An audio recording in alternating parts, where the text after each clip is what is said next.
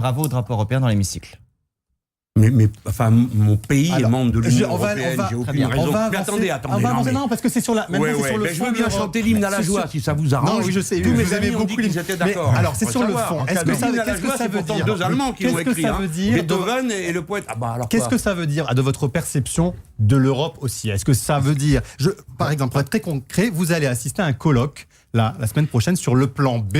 Et vous le dites très clairement dans votre programme, le plan B, c'est sortir unilatéralement des traités de l'Europe quand le plan A a échoué, c'est-à-dire de manière concertée. Est-ce que ça veut dire que vous dites maintenant, la seule issue, c'est le Frexit, il faut sortir de l'Europe? Non, c'est certain, ça c'est pas mon vocabulaire, c'est Madame Le Pen, c'est pas mes affaires. Je commence d'abord par préciser un point, qu'on se comprenne bien.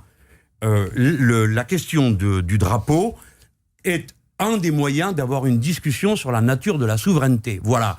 Je n'ai pas, par principe, d'hostilité. Je dis seulement... Non, mais attendez, c'est pas rien.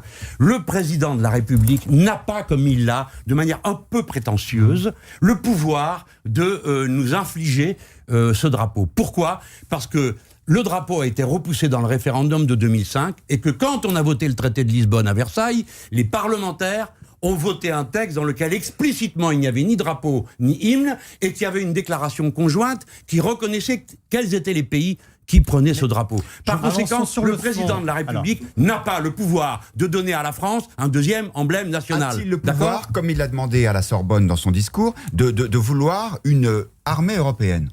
Alors, il a le droit, mais tu parles si c'est original, ils sont tous pour ça. C'est leur dernière trouvaille. Et vous? Ça s'appelle le Volksgeist pour les Allemands, c'est-à-dire qu'est-ce qui va rassembler l'humeur du peuple. Alors, nous les Français, nous avons l'habitude, liberté, égalité, fraternité. Nous avons des consignes républicaines. Eux, ils vont les chercher, soit dans les racines chrétiennes, tout ce blabla, soit la défense. Alors, on va faire une défense européenne. Alors, pourquoi pas une défense européenne? Mais contre qui? Pourquoi faire? Avec quelle monnaie? Qui décide? Messieurs, vous êtes Français, vous êtes dans la même situation que moi. Le système de défense de la France, c'est la dissuasion nucléaire. Vous pouvez être contre, vous avez le droit d'être contre.